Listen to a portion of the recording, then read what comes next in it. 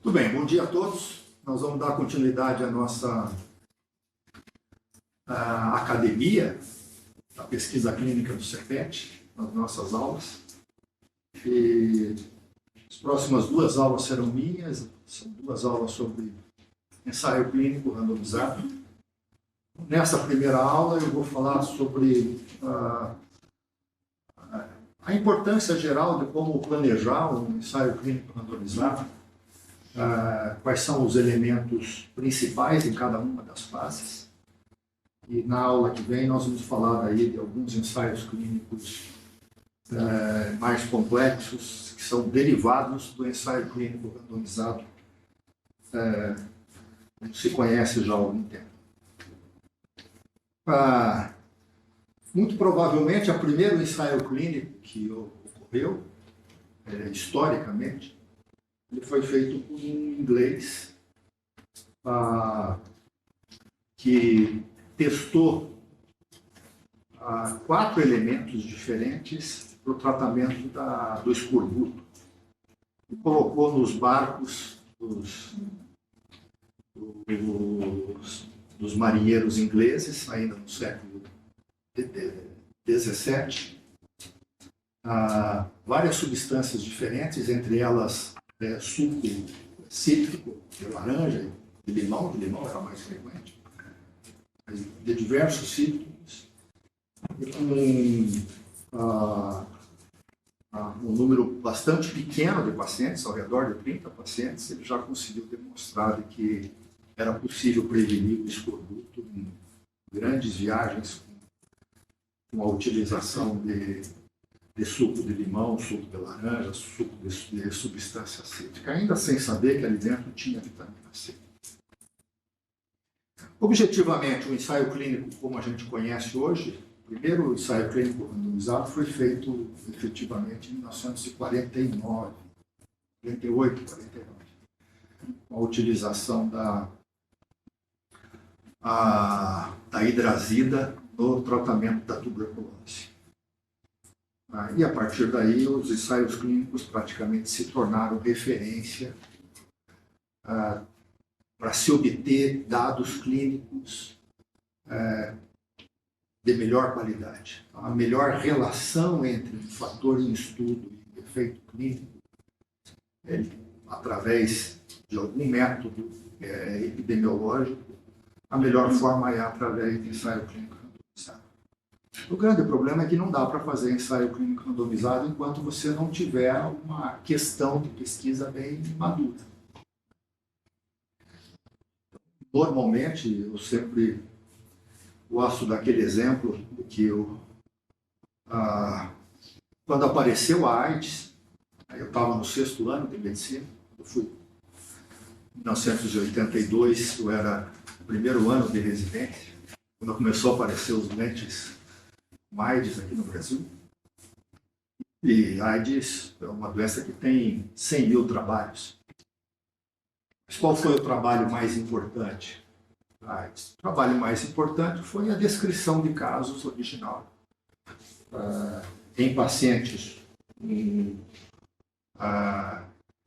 homossexuais que começaram a ter pneumocistis carinho em 1981 na Califórnia.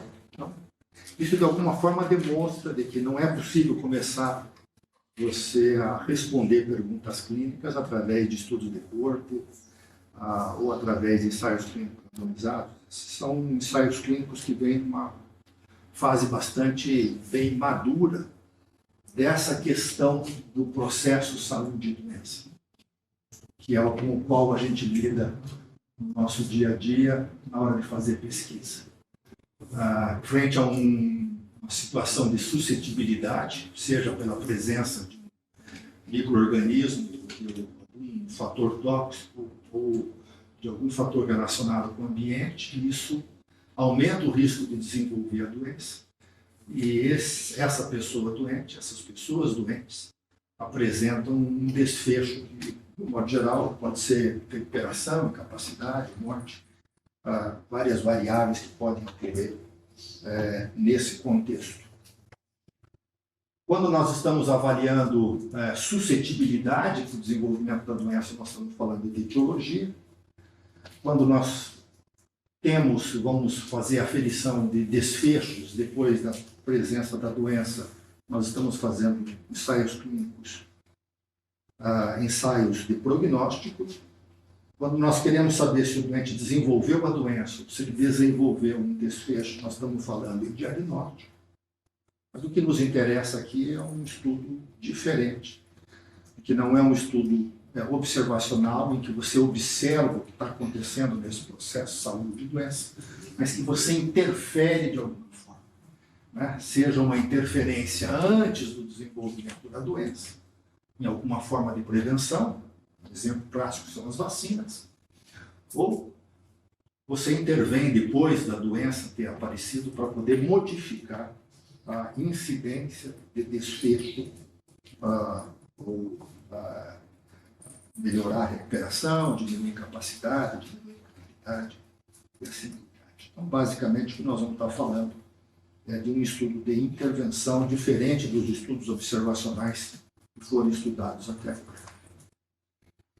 Então, quando vem na cabeça de que a gente vai fazer uma intervenção para poder prevenir uma doença, ou mais frequentemente para poder tratar uma doença, por que nós não utilizamos frequentemente o chamado ensaio clínico não controlado? E isso é o óbvio, né?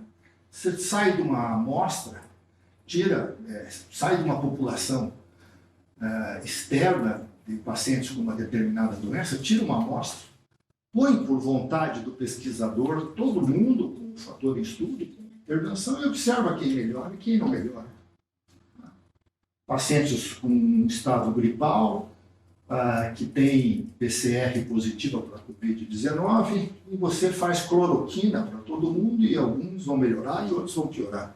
Muito provavelmente, 95% desses doentes vão melhorar, e 5% não vão melhorar. 5%, provavelmente 2%, 3% vão morrer.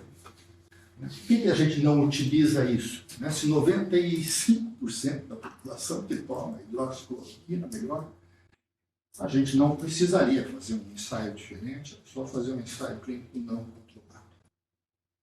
Mas é importante que a gente guarde, antes de começar o ensaio clínico randomizado, quais são os defeitos dos ensaios clínicos não controlados. Basicamente, os ensaios clínicos não controlados têm sérios problemas de qualidade, sérios problemas em relacionar a intervenção com um determinado desfecho. Essa relação, ela é válida ou não? Ou seja, ela existe como uma relação causal ou não? Então, basicamente, são 5 problemas de qualidade que os ensaios clínicos não controlados possuem. Primeiro, desfecho clínico imprevisível. Né? Ou seja, nunca foi feito um ensaio clínico randomizado para poder avaliar se o antibiótico é bom para endocardite infecciosa. Porque 100% dos doentes com endocardite infecciosa, até logo depois da Segunda Guerra Mundial, morriam de endocardite infecciosa. Quando apareceu a penicilina, e o primeiro doente, o segundo, o terceiro doente se salvavam com a penicilina, não era ético mais desenvolver, porque como o desfecho era previsível, né? Quando você monta um ensaio clínico, você monta uma estratégia não controlada, e você muda a história natural com outros doentes. Você consegue demonstrar que uma terapêutica ela é eficiente. Mas para a maior parte das doenças, a gente não sabe se aquela intervenção levou diretamente àquele evento ou não. Porque o desfecho clínico pode ser melhor ou poderia ser pior. Nós estamos estudando só o que aconteceu, descrevendo o que acontece em uma amostra de doentes. Os estudos não controlados, eles não são analíticos, eles são descritivos. Isso só permite descrever o que ocorre na corte que recebeu a intervenção.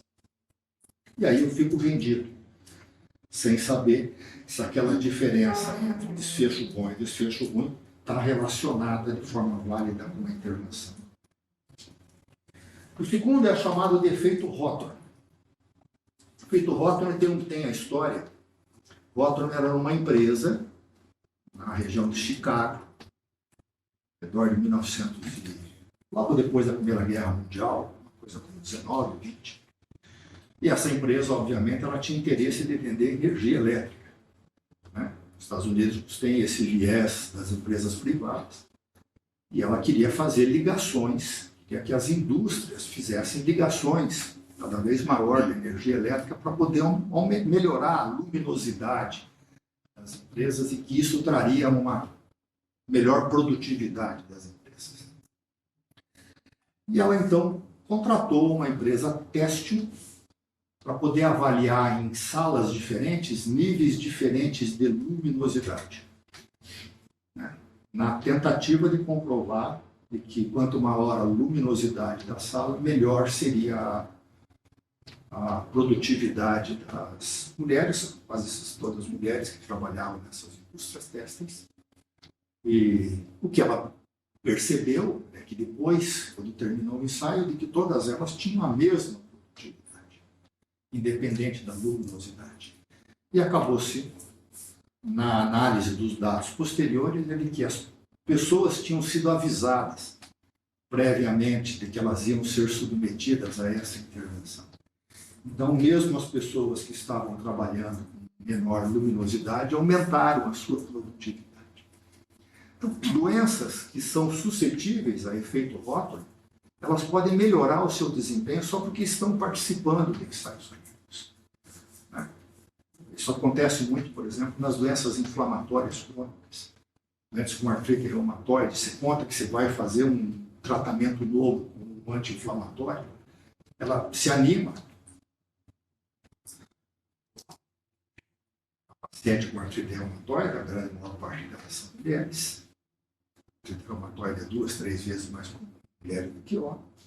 E ela começa, então, a relatar menos dor posteriormente do que ela relataria, né, anteriormente, porque ela gosta de estar participando do ensaio.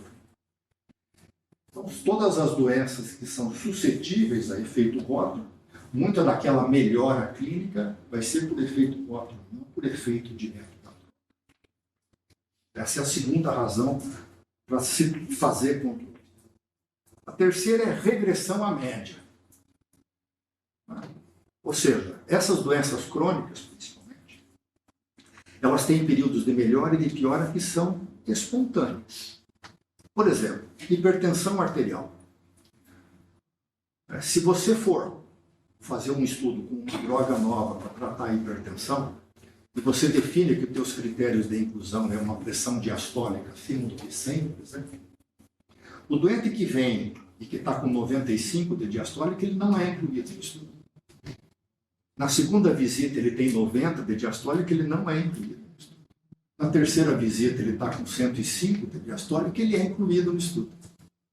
Quando ele é incluído é porque ele estava acima da sua média. E quando ele é reavaliado 2, 3 meses depois, ele retornou à sua média. Isso acontece com sintomas clínicos de artrite reumatoide, frequência de enxaqueca, diarreia, doença, dispepsia. Né? Todos nós passamos por período em que nós estamos mais sintomáticos e menos sintomáticos. A chance da gente entrar no estudo geralmente é quando a gente está pior. E aí, quando a gente é reavaliado, geralmente a gente está melhor. Apenas por regressão à média. Então, em ensaio clínico não controlado, você não tem como saber se aquela proporção de doentes que melhorou, se eles não melhoraram, eles regrediram à média, se eles tiverem efeito Rótron, ou mesmo por desfecho clínico. Melhora clínica previsível. É muito difícil fazer ensaio quando o doente vai melhorar necessariamente. Né? A gripe, por exemplo, né, é uma doença que dura 4, 6 dias. Queira ou não queira.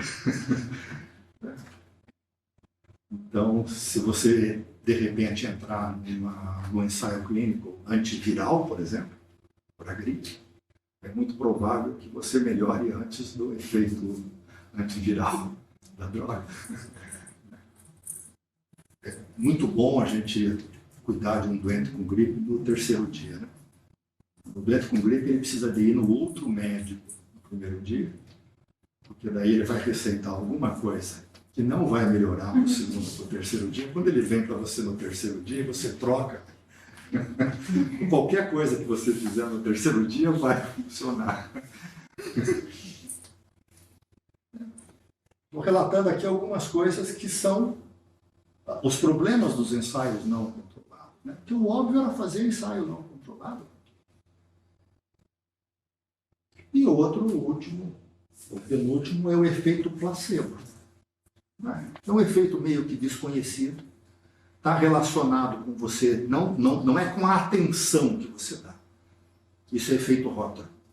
Aquele entusiasmo de quem está participando dos estudos, de querer melhorar, de andar mais quando ele tem claudicação intermitente, de ter menos dor torácica quando ele tem um inchaço no peito, de ter menos dispneia quando ele tem um DPOC, ele refere menos tosse quando tem uma asma brônquica e assim por diante. O efeito placebo é um efeito relacionado com estar tomando alguma coisa.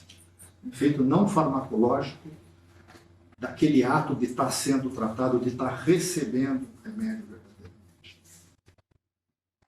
Às vezes nem sempre é fácil separar efeito de efeito placebo. Mas muito frequentemente, se você der placebo para um grupo e atenção, e placebo para um outro grupo, os dois vão melhorar um pouco, mas quem recebeu placebo e atenção vai melhorar um pouco mais. Ou seja, existe um efeito adicional, que é o entusiasmo, para a gente de alguma forma querer participar do ensaio. E por último, são as comparações no tempo e espaço diferente. Porque quando você termina um ensaio clínico não controlado, você obtém um resultado. E aí o que você faz com o resultado? Você compara com a literatura. Como a literatura, de um modo geral, tem resultados de estudos que foram feitos em outros locais e em outros tempos, é muito provável que, como as coisas, de um modo geral, elas estão melhorando, o resto das diversas outras co-intervenções melhora, e o mix de doentes é tipicamente diferente. Então, isso também leva a erros constantemente, né? A gente não tem outro caminho que não, quando obter um resultado de um ensaio não controlado, controlar com dados da literatura. E aí tem todos os vícios, os problemas com dados da literatura, porque eles foram feitos basicamente em outros tempos, quando você às vezes não tinha outros recursos, e em outros lugares, onde uma série de outras co-intervenções são feitas de uma forma diferente. Então nós temos que fugir dos ensaios clínicos não controlados e temos que saber por que a gente busca sempre fazer um ensaio clínico. Um ensaio clínico controlado, assim grosseiramente, tem esse delineamento. Lindo, maravilhoso, né? A gente lida, por exemplo, na área da economia, na área das ciências sociais, na área do mundo corporativo, do business, eles só lidam com um estudo de caso. Ou eles fazem intervenções não controladas. Quando você aplica na tua empresa uma determinada intervenção e ela melhora posteriormente, você nunca sabe se você não está regredindo a média, efeito previsível, efeito Rotter. Em determinado momento você começa a fazer atenção. O ensaio clínico randomizado ele é uma apanágio, ele é uma coisa nossa, da nossa atividade na área de saúde. É fenomenal que a gente possa, numa população estudo, randomizar uma intervenção para um grupo de tratamento, um grupo de controle, e observar os resultados posteriormente de quantos tiveram desfecho diferente entre aqueles do grupo de tratamento e comparado com o grupo de resultados. Quanto maior a randomização, eu vou descrever cada um desses passos de uma forma melhor, o grande objetivo da randomização é fazer com que, por acaso, cada uma das pessoas que estão nessa população, ela possa ser alocada para um grupo ou outro. É um momento singular. É aquele momento em que você, puxa vida, aceitei fazer o estudo. E agora? Naquele momento você tem iguais chances de cair num grupo ou cair no outro. Isso faz com que, à medida que a randomização vai aumentando no número de pacientes, estes pacientes sejam muito semelhantes a esses pacientes nas diversas variáveis de interesse do desfecho, cuja única diferença é a intervenção que você fez. Consequentemente, você tem uma grande chance de relacionar fator em estudo e efeito clínico de uma forma causal. Que a única diferença que existe entre essa população e essa daqui é a intervenção que você fez. E isso praticamente é um apanágio da área de saúde. Isso é uma benção que a gente possa fazer isso com todos os problemas. Como a gente avança, você já imaginou como a gente teria tido dificuldade em avançar em todos os tratamentos cardiovasculares, tratamentos respiratórios, tratamento de diabetes, se a gente só tivesse ensaio clínico muito controlado, se a gente só tivesse estudo de caso? A gente tem ensaio clínico valorizado. Valorizado, do ponto de vista metodológico, é fenomenal. A capacidade que isso tem para poder te dar respostas de uma forma concreta. Isso não existe na área da economia, não existe na área do business. Vocês já viram alguma intervenção? Sai um guru novo, um livro novo de estratégia de empresarial e você randomiza 50 empresas para um grupo, 50 empresas para o outro, para poder ver quanto fazer aquela... Não tem. Por isso que esse mundo é um mundo que tem mais incertezas até que o nosso. Nós conseguimos avançar enormemente. Então, de uma forma mais a miúde, um ensaio clínico randomizado, de acordo com a figurinha do nosso livro, nós estamos seguindo. Nós saímos de uma população, tiramos uma amostra, fazemos uma medida de diversos preditores, que são aquelas variáveis aqui na amostra que podem estar relacionadas com os desfechos. Né? Fazemos uma medição disso, randomizamos, aplicamos uma intervenção de uma forma, sempre que possível, de uma forma cega. A gente faz a aderência, tanto da intervenção quanto do controle, placebo ou não, ou as outras intervenções que habitualmente esse grupo também vai receber, e vamos medir os desfechos posteriores. Assim sendo, nós temos aí alguns momentos importantes no ensaio clínico randomizado. O primeiro é o da seleção da amostra. Né? Ela é fundamental porque a relação entre a intervenção e o desfecho, ela vai responder se ela ocorre ou não, essa associação, eventualmente até causal, nesta população, e não em população diferente. Você tem que selecionar a população de forma a tentar obter, para aquele grupo, a relação entre o fator em estudo e o desfecho. Você faz a medida, daí depois da seleção das variáveis de predição, basicamente a nossa tabelinha 1 dos ensaios clínicos. Fazemos a alocação aleatória das intervenções. Esse é um momento muito singular. O que define mesmo, do ponto de vista metodológico, se o doente foi randomizado ou não, é apenas que naquele momento ele tem iguais chances de cair numa intervenção ou não. Você tem que dar a esse doente uma chance igual de que ele possa estar alocado. E aí é claro que com o número maior de doentes, você vai seguir as cortes e medir as variáveis de desfecho lá na frente.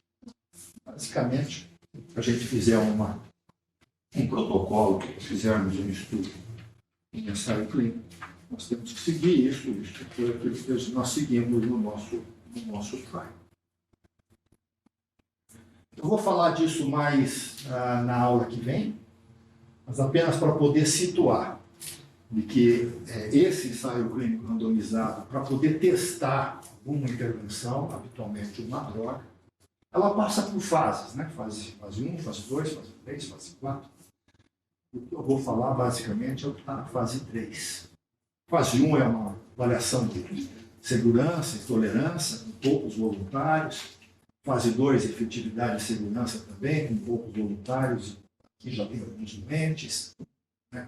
Define, eventualmente, alguma coisa já de dose. Fase 3 se estabelece melhor a dose terapêutica em larga escala e avalia reações adversas.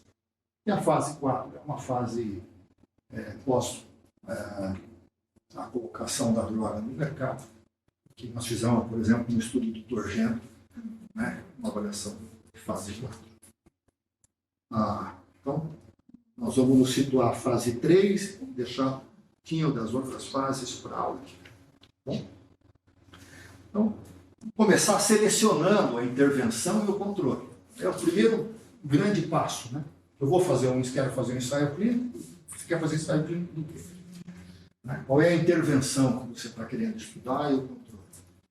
Eu preciso definir ainda nessa fase qual vai ser a intervenção, a dose, a duração, a frequência, né, de vezes que você vai fazer, tomando uma droga como um remédio, um exemplo, qual delas, em que dose você vai fazer isso, que duração, que frequência, uma vez, uma semana, 6 meses, assim por diante. E aí você aqui já começa a ter um perde-ganha, né? De eficácia e de segurança. É preciso aí, na hora de escolher a intervenção, a dose, principalmente, a frequência, você ponderar a eficácia da droga. Vai funcionar ou não vai funcionar? E segurança dela. Né? Há algumas determinadas drogas que têm uma janela de eficácia, de toxicidade relativamente pequena.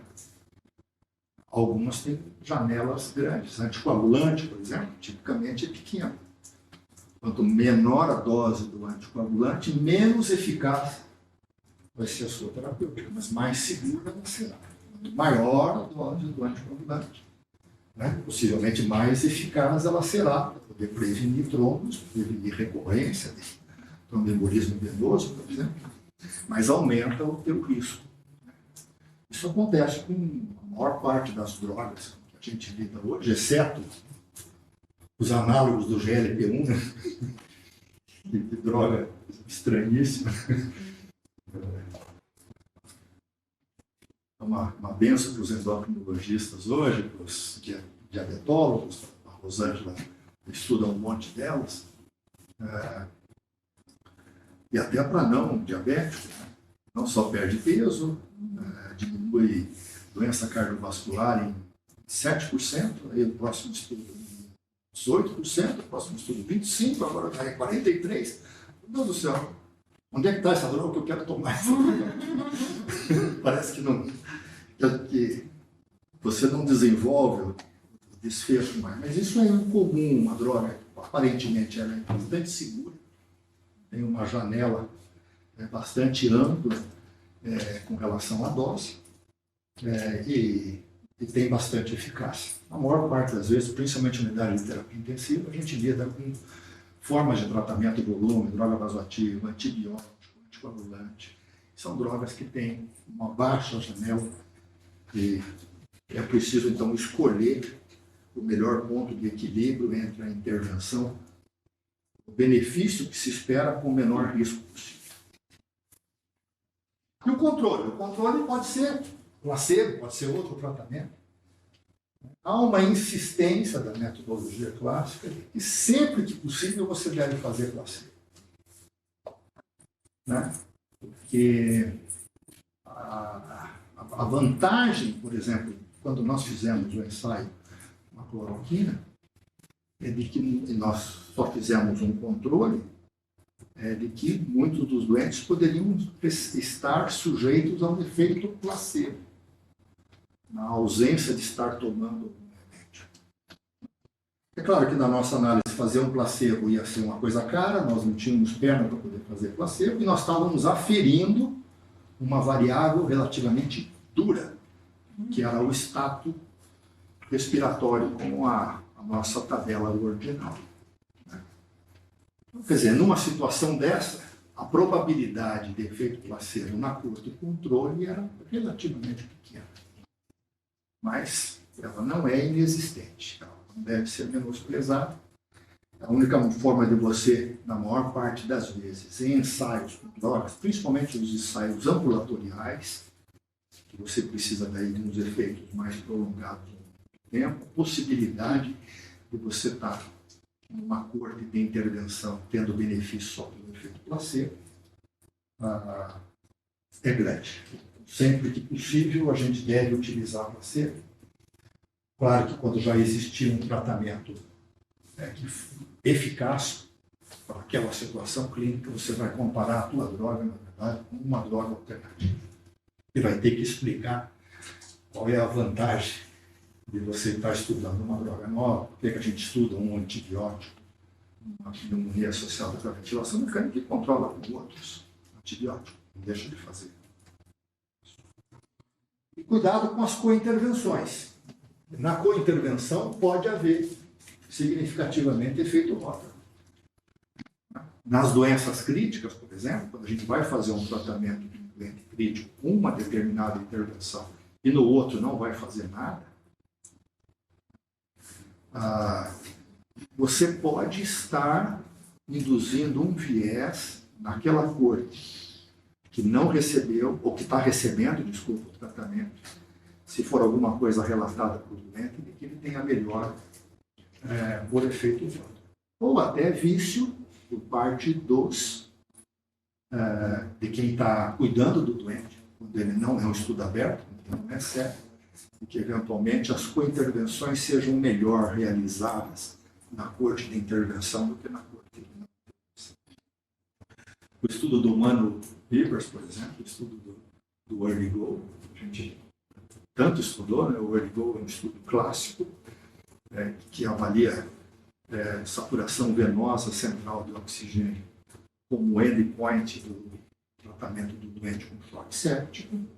O Rivers, que foi o pesquisador, ele quando randomizava para a corte de intervenção, ele ia lá para o hospital e ele cuidava do doente. Quando o doente era randomizado para não, porque ele era o único que sabia fazer, que usava o PRECEP, era um estudo de um centro só.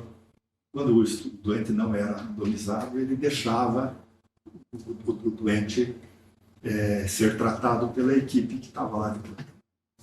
Não era ele mesmo. Isso induziu, no resultado do estudo, vieses importantes. Porque, nitidamente, houve uma queda de mortalidade que não pôde ser descrita pela intervenção sozinha nos estudos posteriores. Uma queda de 34% de mortalidade. Não tem intervenção na área de medicina intensiva que faça uma diminuição de 34%. A não ser que você seja tão ruim no teu dia a dia, que qualquer coisa que você faça de melhor, às vezes troca o médico intensivista, às vezes troca a equipe de plantão, às vezes cria processos de rotina novos, e isso tudo faz com que, a partir de um determinado momento, você melhore, diminua rapidamente. Nós lidamos muito com cointervenções. Se essas cointervenções elas forem iguais nas duas cortes, não vai ter muito problema. Mas é uma atenção que a gente tem que tomar, e que as intervenções nos dois grupos sejam iguais. E sempre que possível, o cegamento. Lembrar que o cegamento não é resposta para todos os vieses. Do mesmo jeito que volta e meia a gente fala de que não, deu estatisticamente significativo, então tem diferença, acabou a história. E não olha para os vícios. Ao mesmo tempo, a gente... Bom, mas isso tudo é certo. O cegamento não controla vícios sistemáticos de aferição. ele só controla um tipo especial de vício sistemático, que é quem vai avaliar o desfecho, avalie de uma forma diferente quem está tomando a intervenção e quem é o controle. Principalmente se o dado de desfecho for um dado mole, um dado clínico, não um dado de morte, por exemplo. Ninguém erra a morte, né? Acho que não. Morreu ou não morreu é uma variável, talvez a mais fácil de ser afetiva. Mas, enfim, sempre que possível, para poder evitar, ao longo do estudo, que você faça análise diferente de uma coisa no outro, o pegamento é importante. Você vai ter aí problemas sempre de tomar um partido na hora de fazer a tua seleção da tua amostra entre eficácia e efetividade. Quando você vai buscar no dicionário o que é eficaz, lá está que eficaz é efetividade. E quando você muda o verbete, busca efetividade, está lá que efetividade, o sinônimo é eficácia. Então, do ponto de vista da linguagem do português, não há diferença. Mas do ponto de vista metodológico, existe uma diferença importante entre o que é eficácia e o que é efetividade. Eficácia funciona ou não funciona? Efetividade funciona na prática clínica. Um exemplo, uma droga para tratamento de hipertensão arterial que tenha que ser tomada de 8 em 8 horas, ela pode ser muito bem eficaz. Ela baixa a pressão arterial, mas ela tem baixa efetividade, porque quando você coloca na prática clínica hoje uma droga para tratar hipertensão arterial, os doentes têm que tomar durante 20 anos, 3 vezes por dia, eles não tomam. Ela é eficaz, mas ela é pouco efetiva. Na prática clínica, ela não se traduz os mesmos resultados de eficácia que traz nos estudos pequenos. Você vai, então, montar um estudo e vai estar tentando selecionar a intervenção ou o controle. É importante você imaginar, então, se você quer um estudo mais de eficácia, população mais restrita, menor número de pacientes, você vai controlar melhor as variáveis para poder ver se a intervenção realmente funciona. Ou você vai fazer um estudo de efetividade, um estudo mais aberto, multicêntrico, mais pragmático, né? E vai avaliar se aquilo que tem eficácia também tem efetividade. Nada pode ter efetividade se não tiver eficácia. Mas nem tudo que é eficácia tem efetividade. O terceiro elemento disso que não está colocado aí é eficiência, né? Fala aqui. Eficiência é muito mais uma relação de custo-benefício. Vale a pena para o SUS, por exemplo, ter um determinado tratamento quimioterápico disponível na população? Ele é eficaz, ele é efetivo, mas ele é eficiente? Ou seja, ele perante as outras alternativas, vale a pena o custo adicional? São 3 palavrinhas aí que vão importar na hora, então, que a gente vai fazer essas medidas iniciais das variáveis. Eu falei alguma coisa com relação à variável de intervenção, com relação à variável de desfecho. Nós teremos que escolher nos estudos. Primeiro,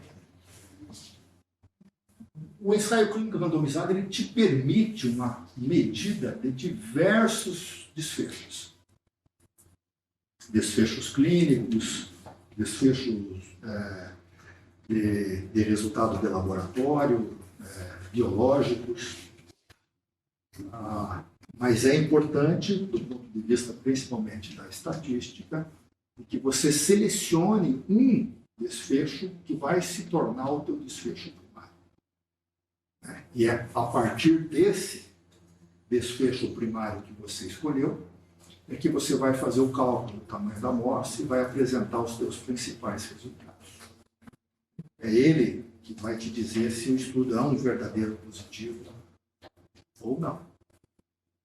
Embora você possa coletar vários outros, é preciso escolher a priori um desfecho primário, que é aquele que está sendo testado efetivamente.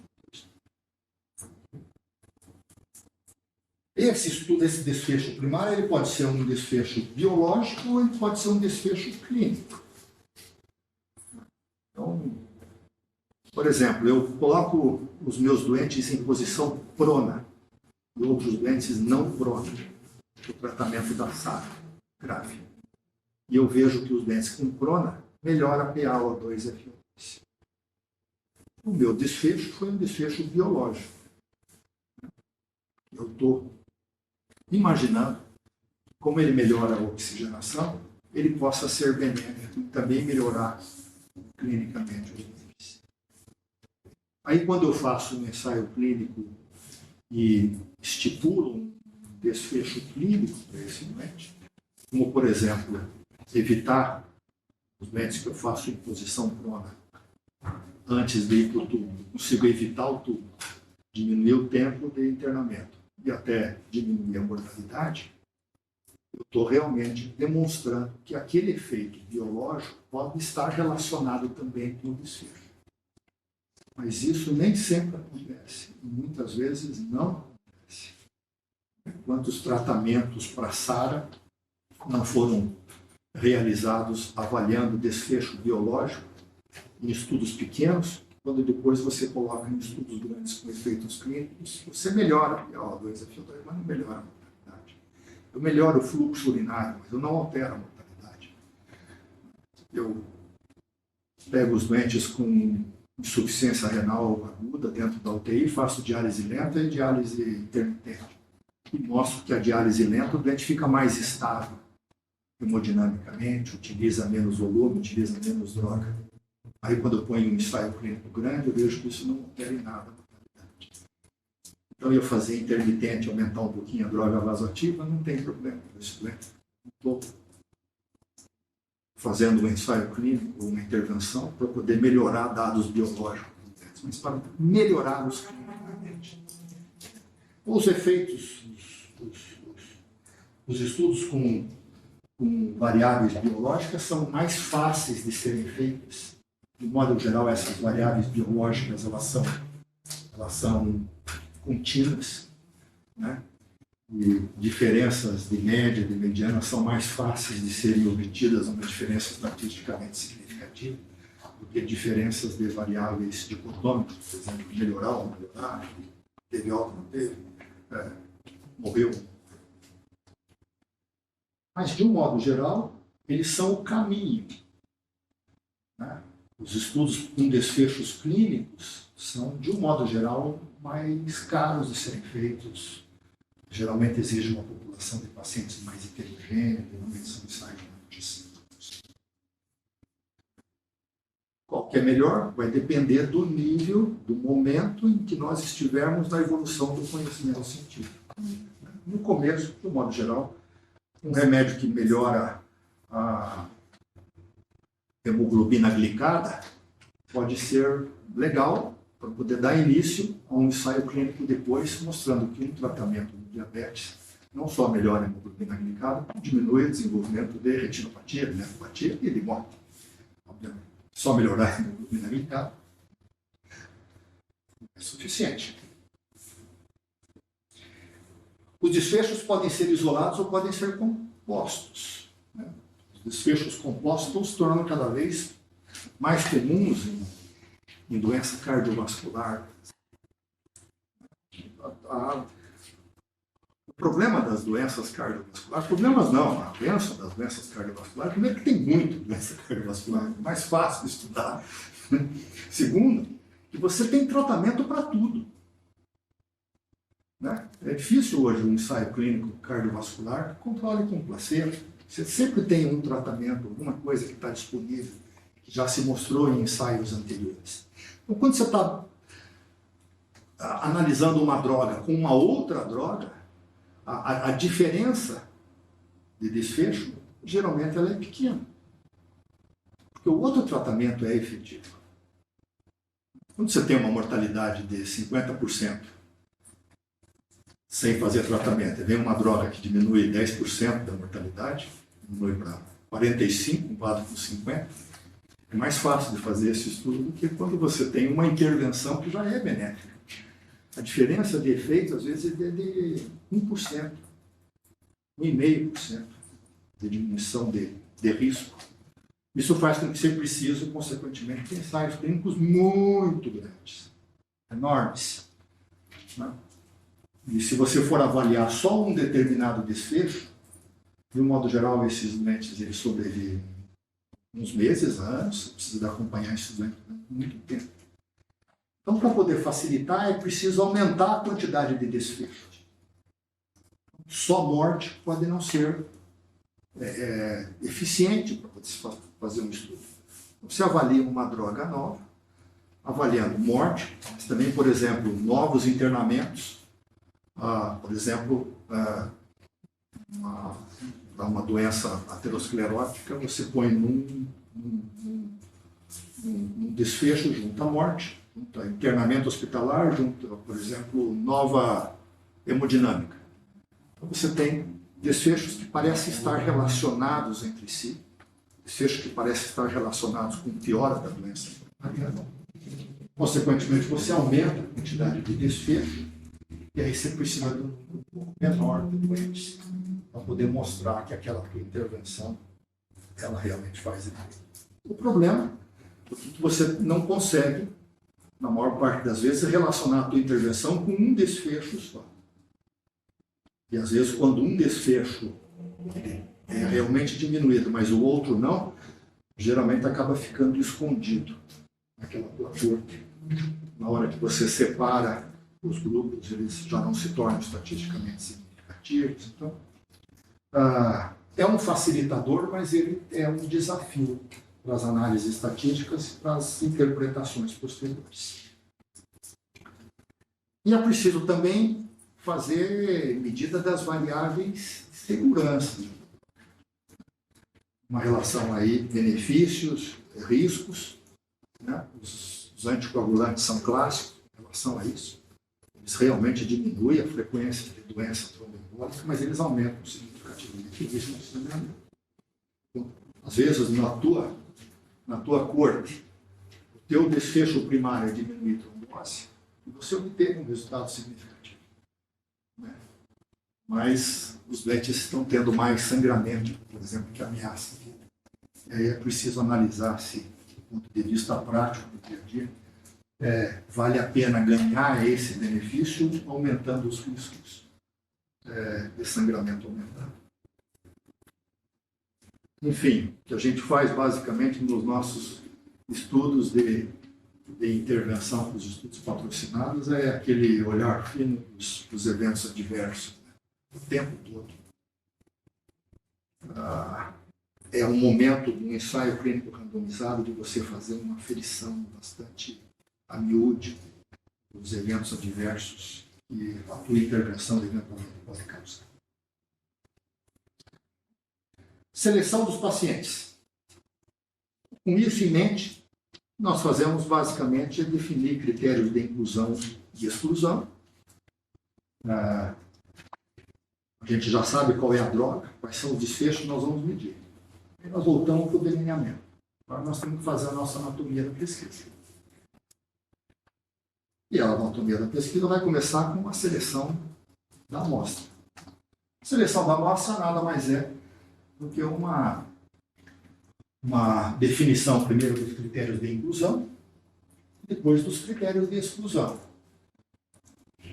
Quais são os critérios de inclusão que eu utilizo? Eu tento, nos critérios de inclusão, maximizar a frequência de desfecho. Né? Eventualmente, então, seleciona uma amostra de pacientes mais restrita, que tem mais chance de desenvolver o desfecho. Então, eventualmente, os doentes mais graves, os doentes que não têm outra doença concomitante, os doentes que têm mais benefício relacionado fisiopatológico com uma determinada intervenção. Isso porque eu consigo diminuir o tamanho da amostra, né, naquela população, porque o efeito esperado da intervenção naquela população é maior. O tamanho da intervenção ele é maior, eu preciso de um N menor. Mas isso aqui é um perde e ganha. Quanto mais restrita for a minha amostra de doentes, mais validade interna eu ganho. Eu consigo demonstrar que aquela intervenção realmente tem relação com aquele desfecho, mas eu perco qualidade externa. Né? Quanto mais heterogênea for a minha população de pacientes, maior número de pacientes eu vou precisar, né? Porque vai cair a relação, a inferência causal entre o fator e o desfecho, mas eu ganho validade externa quando isso está positivo, porque é uma quantidade maior de pacientes que eu posso posteriormente exteriorizar, generalizar os resultados. E os critérios de exclusão. Os critérios de exclusão, basicamente, a gente acaba excluindo aqueles que têm eventos adversos antecipados. Não vou colocar um doente que tenha DPOC ou asma no ensaio com beta-bloqueador, por exemplo. Um doente que já teve uma hemorragia cerebral num ensaio com anticoagulante. Aqueles que têm pouca chance de resposta, que são doentes com doença muito avançada, doentes que os nossos sabem C e D, né? Esses doentes muito provavelmente vão morrer. Ou aqueles que vão ter baixa aderência no segmento, principalmente nos estudos ambulatoriais, né? De modo geral, os alcoolistas eles são eliminados, os doentes com doença mental é eliminado, o doente que mora longe, a gente nem randomiza, ele não vai ter retorno, e assim por diante. Mas é sempre um perde e ganho. Quanto maior a quantidade de critérios de exclusão, menor o tamanho da tua amostra. As 2 semanas que nós não randomizamos doentes, né? Os critérios de exclusão são tantos, os critérios de inclusão são tão estreitos. Né? Você precisa do número de dias muito fixo de sintomas, não pode estar em ventilação não invasiva, enfim, vacinado, assim por diante. Isso tudo acaba reduzindo bastante o tamanho da amostra, o recrutamento cai, obviamente. Com os seus critérios de inclusão e de exclusão, você tem uma ideia, já tendo analisado o desfecho lá atrás, qual é o desfecho que você vai medir. Consequentemente, através dos estudos da revisão bibliográfica, você já tem uma ideia do tamanho, da diferença entre quem vai receber a intervenção e quem não vai receber. Os teus critérios de inclusão e de exclusão você restringe a tua população que você vai estudar. Nesta população, qual é a diferença de efeito? E aí, a Rafa, naturalmente, em 1 minuto e meio, te dá o tamanho da amostra. É verdade? Isso é verdade. Sim, me deve. O duro é chegarmos nisso. E aí, a partir daí, nós vamos estabelecer qual vai ser a nossa estratégia de recrutamento. O critério de inclusão e de exclusão, qual vai ser a estratégia de recrutamento? Ela vai ser probabilística, não probabilística, como a gente já viu lá no passado, geralmente não probabilística, geralmente consecutiva. Em qual hospital, em que local, em que pessoas que vão sistematicamente ir atrás disso. Okay? Feito isso, seleção da amostra, nós vamos agora um pouquinho de atenção na aferição das variáveis na linha de base. Okay? Uma vez os doentes tenham sido incluídos, nós temos que fazer a bendita tabela 1. Ela é fundamental para poder descrever qual é a amostra de doentes que realmente entrou no estudo. Então, nós vamos descrever os participantes e ela vai ser a base para comparações posteriores. Se você não fizer uma bela de uma descrição nessa linha de base, as análises posteriores elas não poderão ser bem feitas. E você vai demonstrar que há equilíbrio entre as cortes. O que, na verdade, se deseja com a randomização é que todas, estou exagerando, fazendo uma caricatura, mas todas as variáveis de interesse elas sejam igualmente distribuídas nas 2 cortes, exceto a variável de intervenção. É isso que faz um ensaio clínico randomizado ele ter uma possibilidade de fazer uma inferência causal entre a variável que foi separada e o desfecho que foi escolhido. As variáveis de desfecho e potenciais confusão, Eu preciso de ter claramente definido, no momento em que eu faço a randomização, de que os pacientes não têm o desfecho. Né? Eu vou fazer uma análise para poder fazer profilaxia de que o doente desenvolva insuficiência renal.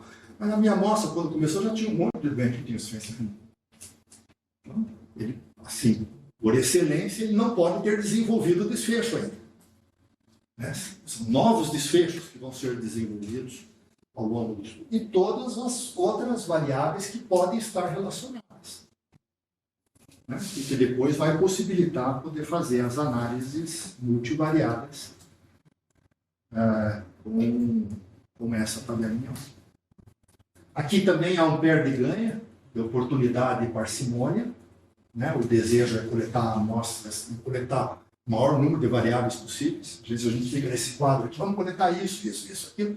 A gente faz um brainstorm, ficamos com 100 variáveis, e depois o que acontece? A gente fica com uma planilha que é impossível de ser interpretada, porque tem tanta informação. Vamos selecionar 5, 6, 8 variáveis que são variáveis importantes, senão a gente se afoga no mar de informações.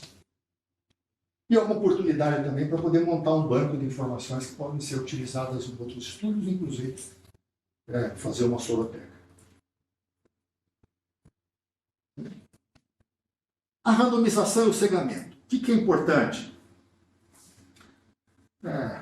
Essa palavra equipoase, ela é fenomenal.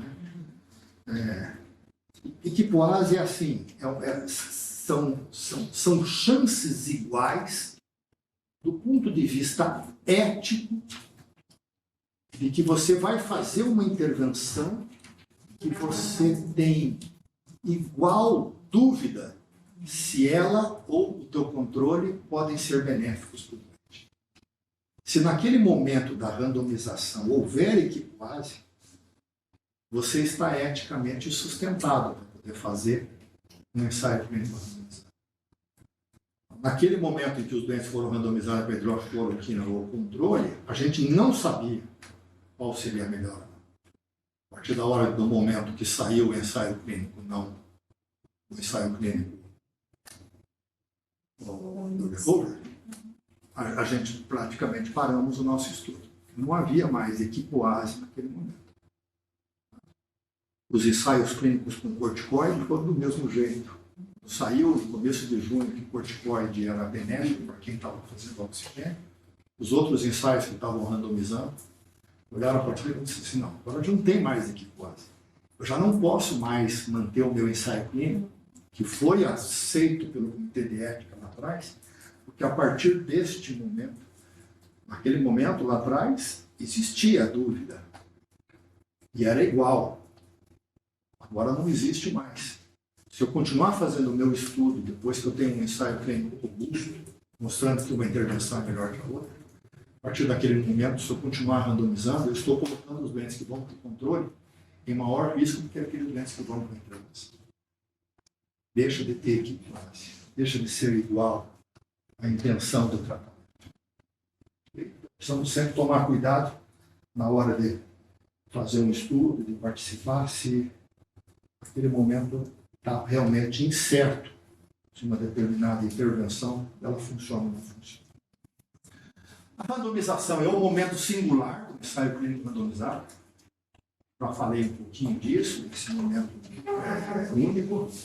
Precisa garantir que ele seja inviolável. Né?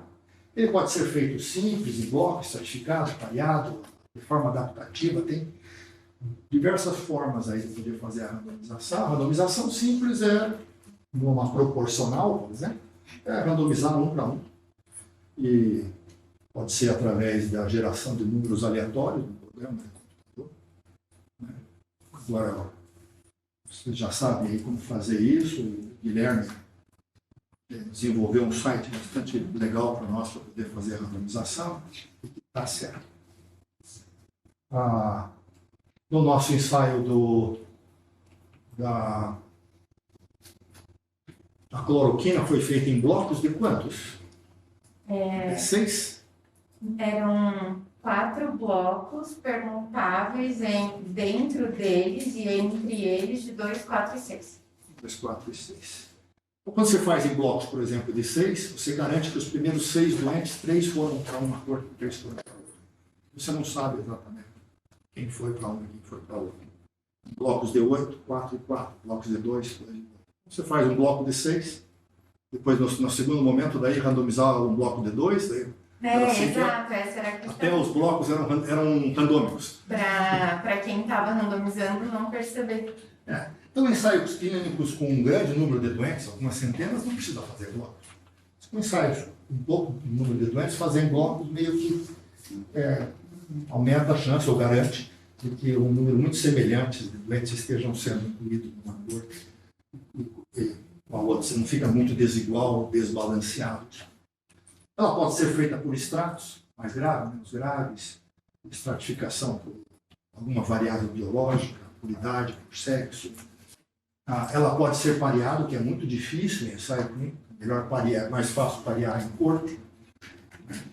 O estudo pareado no ensaio clínico randomizado, você tem que identificar um doente, pedir para ele esperar um pouco, para que chegue o segundo, e aí você randomiza quem vai para um ou para outro. Isso é possível em ambulatório, enxaqueca crônica, artrite reumatoide, polimialgia, mas nos nossos doentes isso não é possível. Mas espera um pouquinho aí, dá aí um mês, arruma um par. E o adaptativo, talvez seja a grande novidade, principalmente na área de medicina intensiva, mas na área de câncer, várias áreas. Eu vou falar um pouquinho mais na aula. Ela pode ser proporcional 1 para 1, ela pode ser desproporcional, desigual, 2 para 1. Aí, quando você coloca um número de pacientes, por exemplo, na tua corte de intervenção, você está buscando também, de alguma forma, aumentar a chance de obter algum evento adverso da droga. E isso pode ser importante, pode ser interessante. O cegamento minimiza vícios na avaliação e na adjudicação dos desfechos, muito provavelmente, mais duro, mais firme a relação entre desfecho e causa. Cegar quando o teu desfecho é só desfecho duro, por exemplo, morte, é menos necessário do que quando você vai fazer avaliação de desfechos soft, principalmente desfechos que dependem de uma avaliação clínica de alguém melhorou, não melhorou, diminuiu a dispneia, uma interpretação do dado clínico, intuba, não intuba, pode ser duro, mas na verdade ele é mole, né?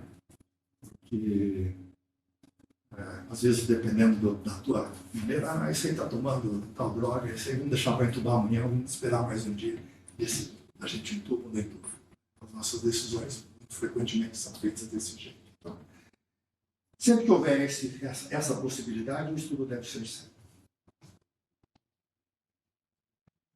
Aqui, já estou terminando, tipos de estudo. Eles podem ser separados com relação ao julgamento e com relação à análise. Com relação ao julgamento, eu já falei um pouco. Né? Isso pode ser de eficácia, de efetividade e de eficiência. Para ter efetividade, tem que ter eficácia. Para ter eficiência, tem que ter eficácia e efetividade. Okay? E como é que você faz a análise? Análise, basicamente, os estudos podem ser feitos com ensaios com a intenção de tratar, ou os ensaios chamados explanatórios.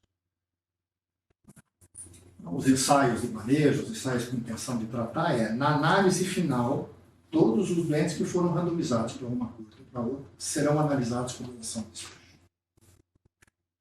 Do ponto de vista estatístico, de prática clínica, interessa qual foi aquele tratamento que você receitou para o teu doente. Na hora que o doente sai do teu consultório com uma receita, mesmo que ele tenha jogado no lixo,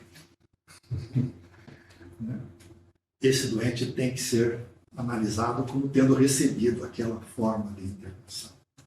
E para os nossos doentes, aqueles doentes que iniciaram o tratamento, mesmo que ele não tenha recebido o tratamento inteiro.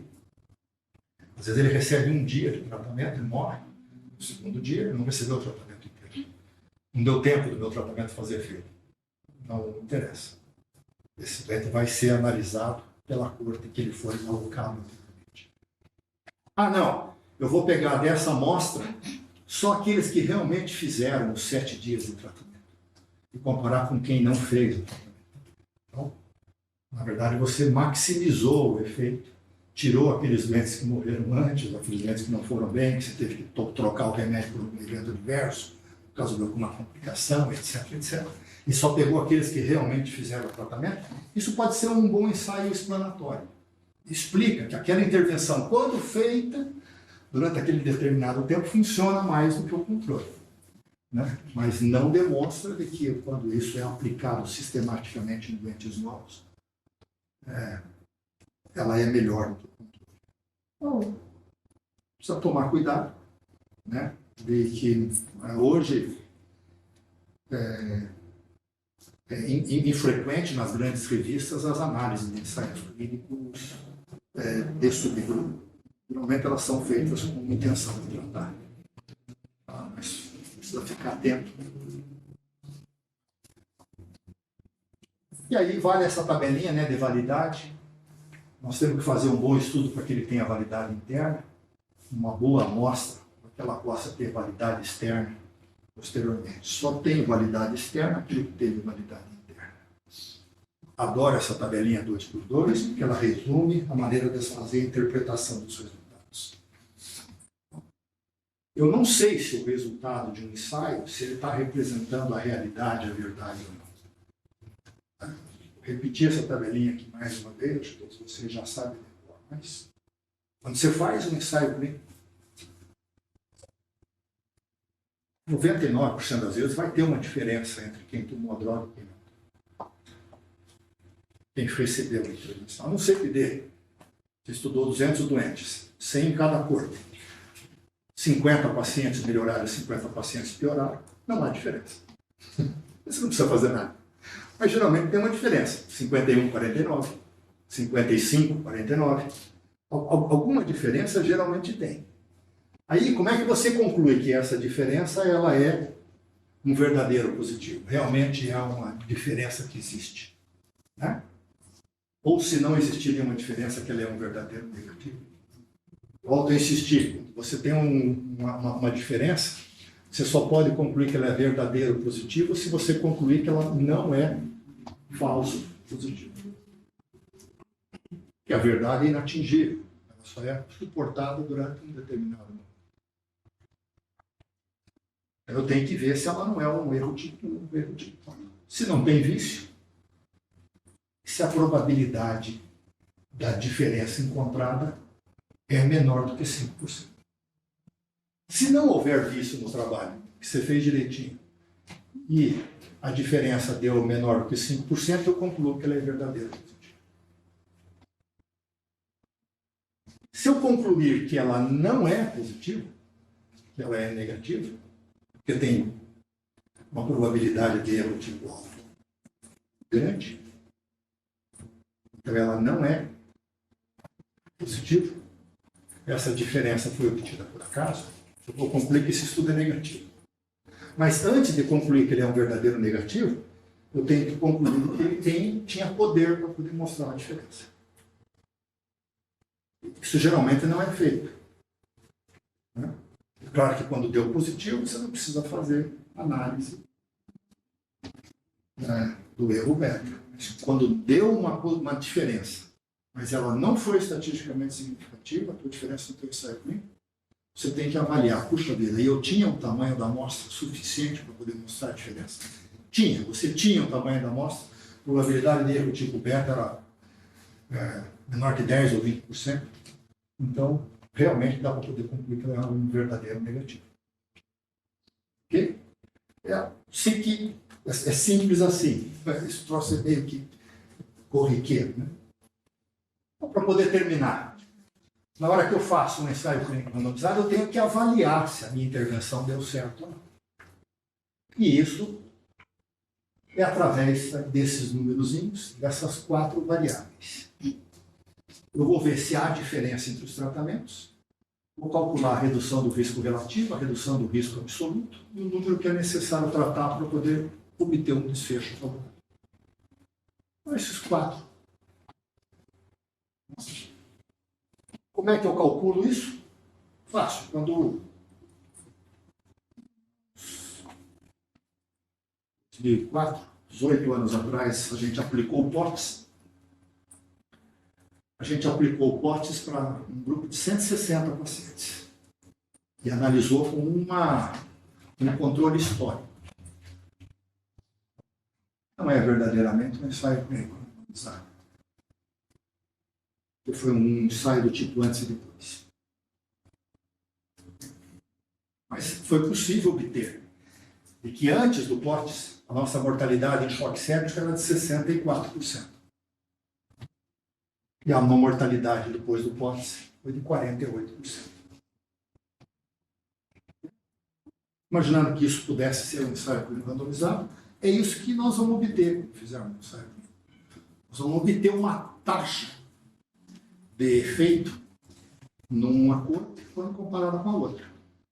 A corte controle teve 64%, a aplicação do POTS foi de 48%. Isso feito, qual foi a redução do risco relativo? Qual foi a redução do risco absoluto? E qual foi o número necessário para tratar? A redução do risco relativo nada mais é do que a taxa de eventos nos controles menos a taxa de eventos nos tratados, dividido pela taxa de eventos nos controles. Redução do risco relativo. A redução do risco relativo foi 64 menos 48. Dá 14,4. Divididos por 48,8, 24%. Ou seja, a aplicação do POTS diminui o risco de morte em 24%.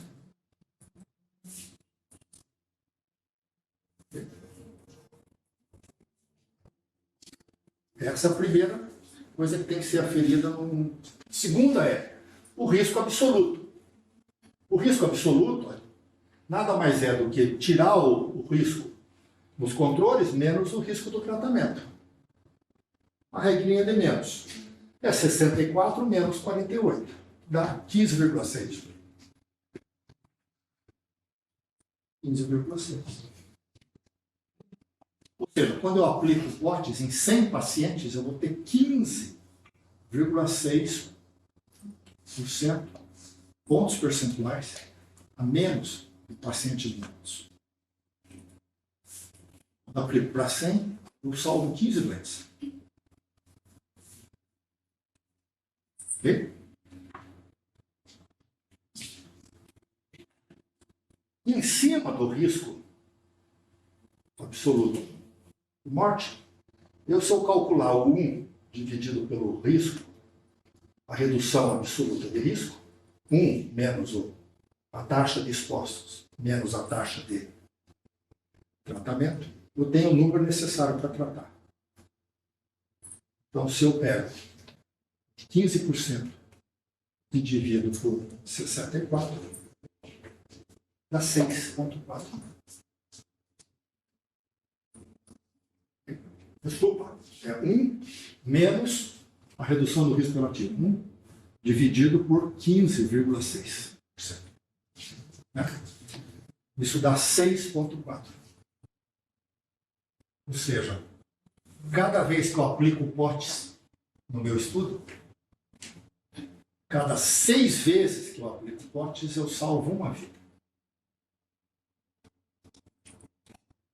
É um número impressionante. Dá para poder acreditar neles?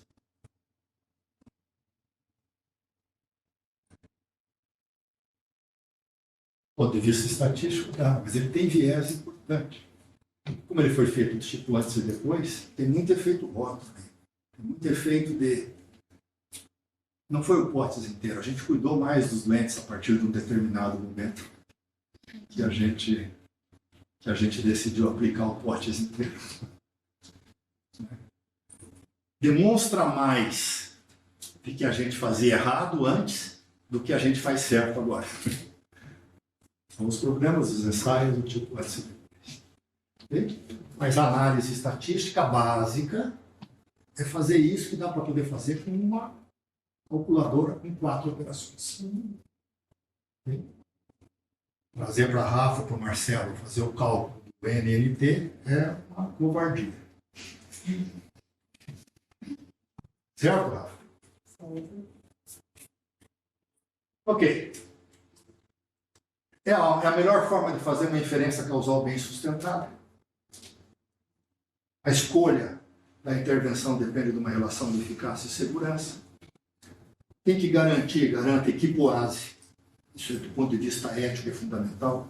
A randomização tem que ser lícita, cegamento quando possível, desfecho clinicamente relevante, desfecho primário bem escolhido, entre vários outros desfechos, você pode também aferir jogo, não tem nenhum problema.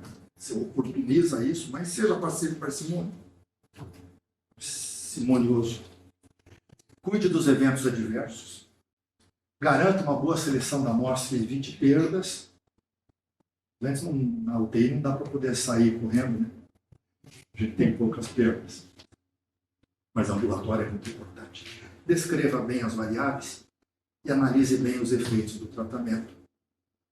Com aquelas taxinhas ali de risco relativo e risco absoluto de desfecho.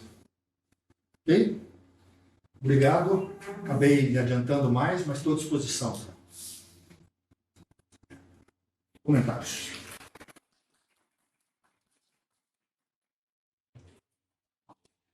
Posso? As mãos de vocês agora. Doutor, incrível, assim, porque a grande maioria dos estudos patrocinados são ensaios clínicos randomizados. Então, assim, é algo que eu convivo diariamente e poder ver em tantos detalhes e todas as explicações foi maravilhoso para mim. Assim, incrível, aproveitei bastante. E só queria comentar uma coisa que eu fiquei um pouco em dúvida quando o senhor disse da comparação de drogas no tratamento entre a medicação e estudo, uma droga já existente. Esses são os estudos de não inferioridade? Ou não? Não. Os teus estudos, a priori, eles podem ser um estudo que você busca a superioridade de um estudo ou não. Aí você precisa de uma amostra maior. E hoje, como os tratamentos eles são eficientes, já diminui importantemente a mortalidade, se arrumar uma outra intervenção que diminua a mortalidade, ou diminua algum evento, é uma coisa muito pequena. Essa diferença entre os tratamentos que são existentes na prática clínica e um novo tratamento. É difícil um tratamento novo, muito revolucionário. E com o antibiótico, principalmente, nós estamos falando de antibiótico para doença grave, né? Esses doentes com pneumonia associada com ventilação, eles morrem por muitas outras causas que não o antibiótico. Você não consegue controlar. Mesmo que um antibiótico seja muito melhor do que o outro, você precisa de um número muito grande de doentes, porque esses doentes morrem por diversas outras razões que não o antibiótico. Então é difícil fazer um estudo de superioridade. Precisa de muitos doentes, etc. Então você busca uma nova forma de tratamento, inicialmente, nos primeiros ensaios, que não seja pior que o outro. Então, os estudos de não inferioridade, isso te permite um tamanho da amostra menor. O que a gente conclui depois é que um tratamento não é inferior ao outro. Ponto. Né? Isso tem sido muito comum com as doenças infecciosas, dos doentes mais graves, porque facilita. Né? Mesmo assim, ainda precisa de 300, 400 doentes em cada corte. São estudos de 700 doentes, 800 doentes, às vezes até mais.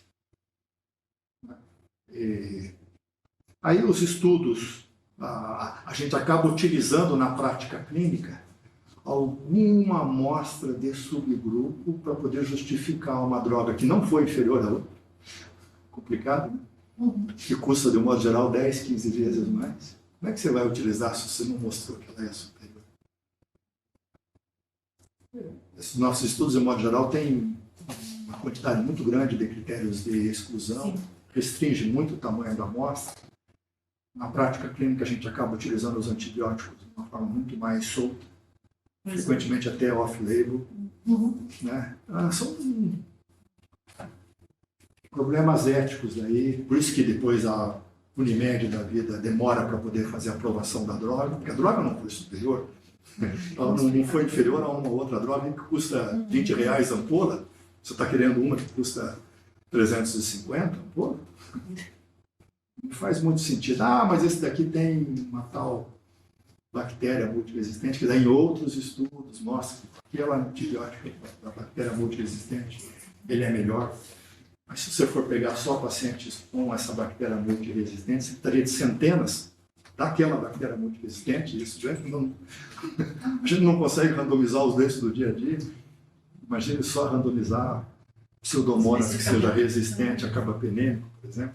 É um número bem mais estreito. Então, é nesse mundo que a gente vive. Mas não, de um modo geral, os estudos buscam superioridade. Alguns estudos têm hoje buscado, como as drogas as disponíveis, elas são relativamente comuns, que elas não sejam pior. Entendi. Obrigada. O que mais?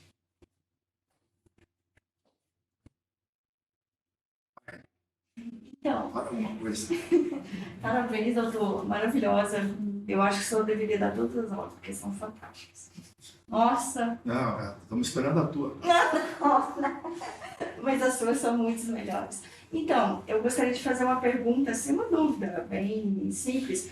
Para garantir a equipoase, né, assim que pronuncia, hoje em dia a velocidade das publicações são muito mais rápidas. Então a gente consegue. A gente não eticamente, teoricamente, a gente não vai estar indo contra a ética. Mas antigamente, quando as publicações eram muito mais lentas, isso não acontecia. Não, às vezes só ficava sabendo depois. Então, isso é bem né? grave, né? É. Mas os bens estão ficando cada vez mais protegidos pelas legislações, pelos comitês. Mas não é infrequente estudos que às vezes duram 2 anos, 3 anos, e as coisas mudam nesse período. E às vezes o estudo tem que parar, por força dele, que já não é mais ético a gente continuar. Porque nós temos, né, na história relatado vários estudos que, mesmo depois da Declaração de Helsinki, vários protocolos, tal, Código de Nuremberg, por aí, e de estudos que continuaram, como o Tansi lá do pessoal do sífilis lá nos Estados Unidos. Então, assim, 40 anos estudando Então, os negros, né? e mesmo assim, sabia que tinha o tratamento das penicilinas e tal, continuaram. Então, assim, eticamente é muito sério essas questões, né? Não, sem dúvida. Porque a gente está cada vez mais atento, os comitês estão cada vez mais atentos para isso, exigentes. E nós temos que fazer a nossa parte antes de começar um estudo. Exatamente, se tem aqui quase, e ao longo deles ir controlando, porque novas informações hoje podem surgir a qualquer momento. Doutor, a aula do senhor é sempre uma inspiração para a gente, né? Isso eu já falei para o senhor várias vezes. Mas, pegando o gancho, acho que por isso até nesse processo evolutivo que comitês de ética agora exigem relatórios parciais, especialmente de ensaios clínicos, né? Por isso que, por conta de equipose, nós, por exemplo, paramos o nosso 2 vezes, deixamos on hold, a gente deixou on hold, depois voltou, deixou on hold, depois voltou. A Organização Mundial da Saúde parou o protocolo deles, Nós paramos nós também. paramos o nosso. Eles voltaram, eles voltaram. Voltou. Começaram a aparecer os estudos que eram estudos de descrição de casos, né, baseados em banco de dados, e não ensaios clínicos. Começaram cada vez mais a mostrar que a hidroxicloroquina fazia mais mal do que a Organização Mundial da Saúde parou o estudo. Colocou um hold. Durante quanto tempo? Umas 2 ou 3 semanas? Não, foi menos, eu acho, né? Acho que foi uma semana e meia, eu acho que a gente contou. A gente parou o nosso. E aí, quando eles voltaram, a gente voltou. Quando você reinterpreta os resultados, os resultados ainda são de má qualidade, eles não suportam um malefício claro ou um benefício claro para uma determinada corte, precisa de estar muito bem sedimentado também. Não é assim, surgiu um trabalhinho aqui e acolá. que muda a prática clínica, né? Dependendo do tamanho do teu estudo, você vai que meio que no limite também da ética, porque você sabe que você tem, às vezes, esses ensaios com 5 mil, 10 mil doentes, eles não vão parando por qualquer coisa, né? Eles olham para aquilo lá e dizem assim, mas ainda existe uma razoável dúvida, ainda existe algumas coisas que precisam ser definidas. Vamos continuar o nosso, porque o nosso vai realmente responder a pergunta, e a comunidade médica precisa dessa resposta mais bem sustentada para poder tratar melhor os seus doentes. Enfim, você continua com o estudo. Porque é bem sutil ali, né? É sutil, nossa. mas é uma coisa que, como todos os problemas éticos, eles não são matemáticos, né? Sim, A partir da hora que você consegue responder um problema de uma forma clara e objetiva, ele deixa de ser um problema ético. Ele só é um problema ético enquanto existe diferenças na forma como a gente interpreta as coisas. Exatamente. Assim, e todo esse processo é sempre notificado, né? Como a gente notificou toda vez que parou, voltou, assim como no FDA, assim como na EMETA, né? E na EMA, né? Mas, doutor, aí hoje o senhor mostrou efetivamente como a melhor forma de controlar confundimentos, né? Um ensaio clínico randomizado.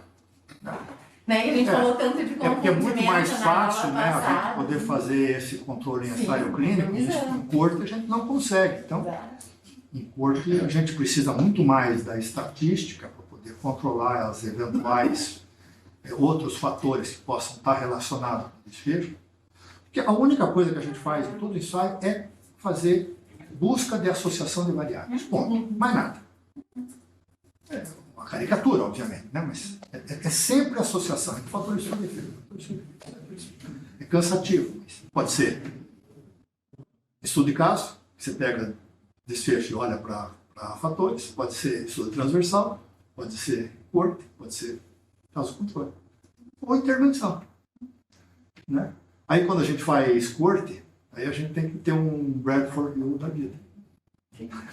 A relação está associada, mas ela é causal? O ensaio não te diz isso.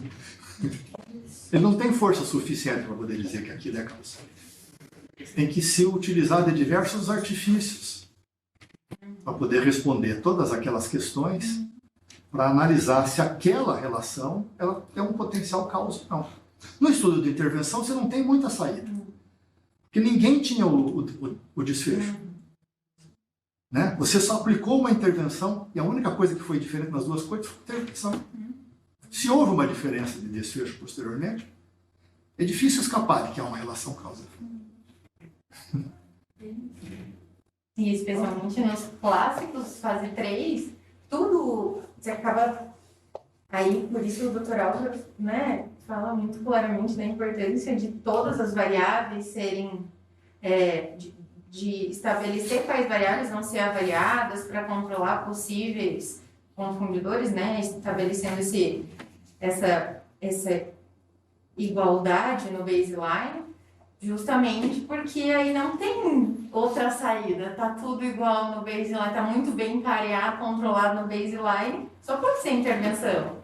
O estudo é controladinho, né? Você pode ver ainda se tem eficácia. possibilidade ideológica ou não. Né? Se tem alguma sustentação na literatura, porque às vezes até uma diferença, mesmo que improvável, ela pode ser obtida no teu trabalho. Né? Os acasos são acasos, né? A gente vive de acaso, né? Na nossa vida inteira. Maravilhoso, doutor. E aí a gente vê o quanto também a análise é engraçado, né? A análise de um ensaio clínico é muito mais fácil do que de um estudo observacional. Mas aí a gente tem o outro lado, né? O quanto ele é mais complexo no delineamento, na aplicação. Então, Mas exatamente todo esse tempo, né, dispensado ali para o delineamento, para organizar tudo, que faz com que a análise seja... exatamente. Você É quer. isso mesmo. Fantástico. É maravilhoso. Bom, alguma coisa... Joelle, desculpa. Não, Joelle. é que você falou baixinho, não ouvi. Não, eu achei maravilhosa, ó, de verdade. O Halter, eu nunca tinha ouvido falar, inclusive, eu acho que eu chamava errado de placebo, muito bom saber disso e A ver diferença que- também é sutil. É, né? E ver a evolução que teve, né, com cuidado para você tratar os pacientes nesses estudos de forma igualitária, humanizada, né? E fazer se preocupar tanto com o delineamento, eu achei bem legal. Tá bom, agora a nossa reunião mais importante está sendo as nossas reuniões da anatomia da pesquisa. Estamos conseguindo uniformizar isso. Oi, Bruno. O Vita, né? Tá bom, pede a Crisine começar. Eu vou chegar. E eu tô na GoToMeeting Ah, aberta. pode tirar o GoToMeeting. Nós estamos numa conversinha. Pode tirar então. Pode. A Rosângela, tchau, Rô. A doutora Rosângela também. Nossa, gente, nem sabia que a doutora estava aí. Eu não sabia também. Vou fazer umas perguntas em casa depois para poder. Você estava só com a câmera ligada. Sacanagem, meu Deus. Gustavo, Primeiramente, parabéns, aula maravilhosa. Já assisti uma aula muito parecida no curso de epidemiologia que a gente teve no primeiro ano da residência, né? Deu para tirar muitas dúvidas. Acho que o mais importante aí, o pessoal já falou, é fazer um delineamento bom do estudo, né? Um estudo bem delineado pode trazer bastante resultado para a gente. Estudo mal delineado provavelmente vai fracassar, né? Vai incluir um tipo 2. E sinceramente, eu não dei muito o que acrescentar ainda. Eu achei a aula muito boa, nossa. Ju, eu acho que eu te chamei e depois não vi a tua pergunta. Acho que eu te cortei, não? Não? Marcelo, alguma coisa, Marcelo? Tudo bom. Bom, doutor, acho que Você está fazendo cálculo? Conta aí. é só anotações mesmo pra gente fixar isso na cabeça, né? Porque eu acho que essa aula foi muito esclarecedora pra mim, colocar, me situar bastante na aula, né? Por exemplo, eu também não ouvia falar do efeito Halter, né? E com ele a gente começa a analisar muitas coisas, né? Por Ah, o exemplo, pessoal já cai já nos capítulos a estudar ensaio clínico randomizado, mas não sabe por que o ensaio clínico randomizado é tão importante. Ele não randomizar, não controlar, tem defeitos graves. exatamente.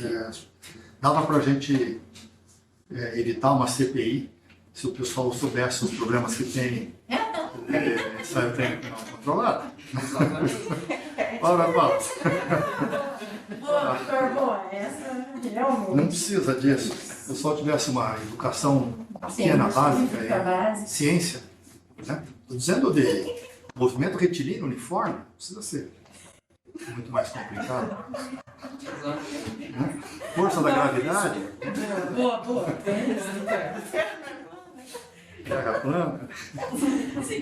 Exatamente. Né? Não estou dizendo fazer ensaio clínico randomizado. Pode ser, se conhecer só o não ensaio clínico não randomizado, os defeitos que ele tem, pronto. Só assistir um pouco das aulas, né, doutor? Aqui, é o suficiente, né, para deixar tudo situado. Essa questão do efeito Halter é muito interessante, né? Porque a gente vê também que o controle que você pode, o controle não, mesmo o ensinamento que você pode transpassar para a sua equipe, pode mudar todo Sim. ao acompanhamento do estudo, né? Então, por isso que Faz parte da natureza do pesquisador torcer para uma intervenção. Exatamente. A gente não vai, ninguém faz isso mais, de querer doutrinar os investigadores a serem absolutamente imparciais. Porque todo mundo tem um lado. Uhum. Ninguém é imparcial na vida em absolutamente nada. O que a gente pode é não permitir que essa parcialidade influencie nos resultados. Né? Tudo bem. Mas, então não adianta querer buscar que os nossos pesquisadores sejam, eles serão. Vamos evitar de que eles possam interferir da melhor forma possível, faz cegamento, busca dados duros, aumente o tamanho da amostra, meça se as co-intervenções elas forem iguais nas duas cortes, não, né? Para você poder demonstrar que mesmo que ele quisesse interferir no resultado, ele não conseguiu. Exatamente. É muito legal isso, né? Também o treinamento que você passa para a sua equipe, então, tudo isso pode acarretar em efeitos melhores lá no treino. Foi excelente essa aula, acho que todo mundo devia estudar um pouco mais sobre essa aula, ainda mais que os estudos randomizados estão crescendo cada vez mais. Perfeito. Nós precisamos nos tornar experts em corte. A gente tem que saber quais são as nossas limitações, qual é a nossa força. Nossa força é o banco de dados. Nossa força é corte. Por mais que o ensaio clínico randomizado seja mais perfeito, a gente tem que saber alguma coisa de caso controle, vai ser infrequente, alguma coisa de transversal. Ensaio clínico, talvez o banco de dados novo possa possibilitar que a gente faça randomizações dentro do banco, isso pode ser uma novidade, a gente poder criar uma plataforma de randomização no futuro. Isso ainda é um sonho, não é fácil de ser obtido. Mas corte tem que ser a nossa praia, entende? Mas o ensaio clínico randomizado te ensina muito corte, né? Porque o ensaio clínico randomizado nada mais é do que um estudo de corte com intervenção. Sim. Até mesmo o desenho. O desenho é só o FA. Então, o ideal é que a gente fizesse estudos observacionais e que a gente pudesse randomizar fatores de estudo. Ou que os fatores em estudos fossem o mais randomizáveis retrospectivamente possível. É possível, sei lá. A gente ter pacientes na nossa corte que tem o fator e que não tem o fator, que sejam exatamente iguais em todas as variáveis de interesse, exceto que um tem o fator e o outro não tem o fator. Eu penso que eles discordam. Nós temos que utilizar algumas estratégias. A gente vai cada vez mais buscando, através dos nossos estudos, se apurar a tua amostra para que ela realmente tenha um fator só que possa estar relacionado com o desfecho. Aí eu não preciso de análise multivariante, preciso de um subterfúgio. Tá bom, precisamos. Não vou tirar. Mas, enfim, acho que essa é a ideia. De alguma forma, ele te dá um movimento, né? Na hora que eu vou para um outro delineamento, o que eu tenho que buscar naquele outro delineamento? Que ele seja o mais próximo possível da perfeição. Seria certo? Certo.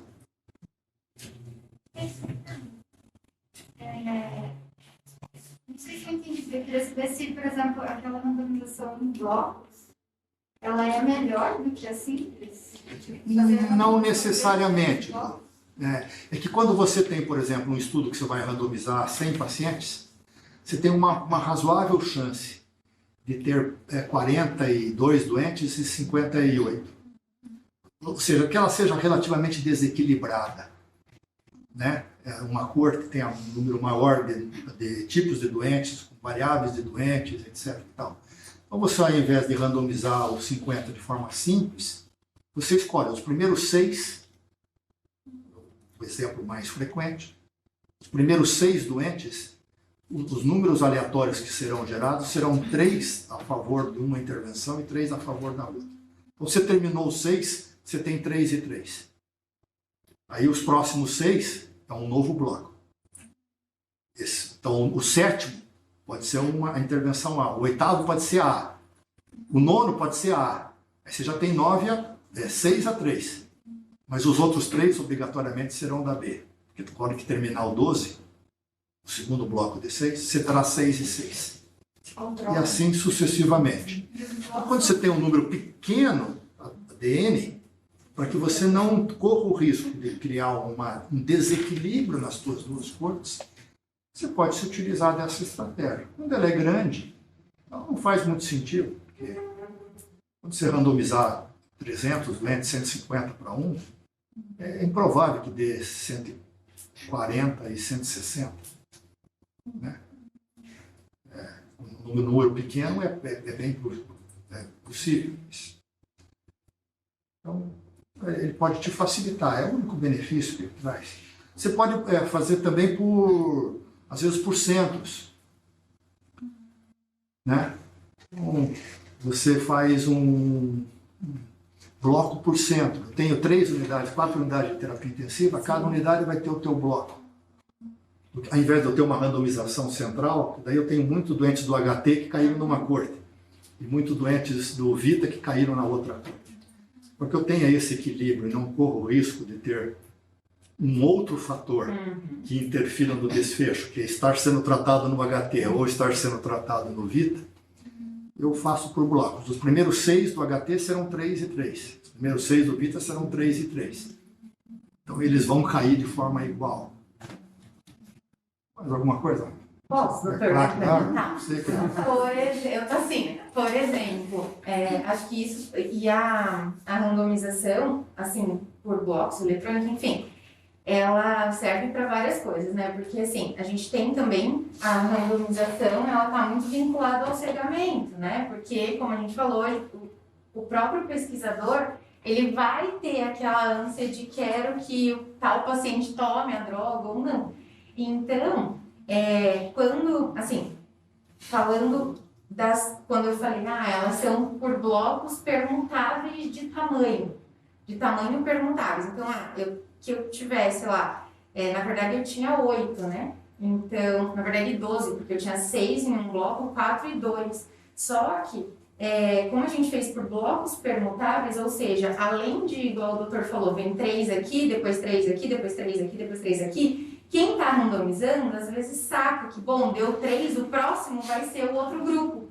E aí ele acaba, não é por mal, mas ele acha que a droga vai fazer bem pro doente, vai fazer mal pro doente, sei lá, e ele fala, puta, eu sei que vai cair na intervenção, esse daqui eu não vou incluir no estudo. Ele acaba direcionando isso. Ele direciona porque ele sabe que o próximo vai cair naquele grupo ou outro, puta, vou esperar para o outro doente. Perfeito. E aí, quando a gente faz blocos perguntáveis, como a gente fez, é impossível. Do jeito que a gente fez, desculpa, assim, não, realmente sem modéstia, né? Realmente não dá para saber qual vai ser o próximo da lista da randomização. Porque o sistema vai jogar e aí você não sabe. Você tem que ficar torcendo lá, os médicos ficavam torcendo, mas eles não sabiam. Nem a gente sabia, porque ele era completamente cego. O sistema computacional rodava na hora, instantâneo. A randomização era cega, mas a intervenção não. A intervenção não era cega. O nosso estudo não era cego, por quê? Ele não era placebo controlado, né? E nem, não tinha nem como, e aí não tinha como ser, se não fosse placebo, não tinha nem como ser cego para o clínico. Até porque ele não tinha tempo hábil para fazer placebo, assim como todos os estudos para a Covid com medicações já em andamento, que vieram no início, assim como o nosso, em março, nenhum foi placebo, né, controlado, porque precisava achar alguma coisa. Então, a randomização, neste caso, permutáveis em blocos, ela serve justamente para evitar esse tipo de viés de seleção. Além disso, como o doutor Álvaro falou, que a gente tem que pensar esse tanto de coisa na seleção, quando a gente tem vários centros, como a gente fez aqui, nós fizemos a randomização dentro de cada centro. E se o paciente estava ou não em ventilação mecânica, ele era randomizado ainda em separado. Então, quando você ia randomizar o paciente, você colocava, paciente está entubado, sim ou não, e qual hospital? Na verdade, ele entrava com o login do hospital, né?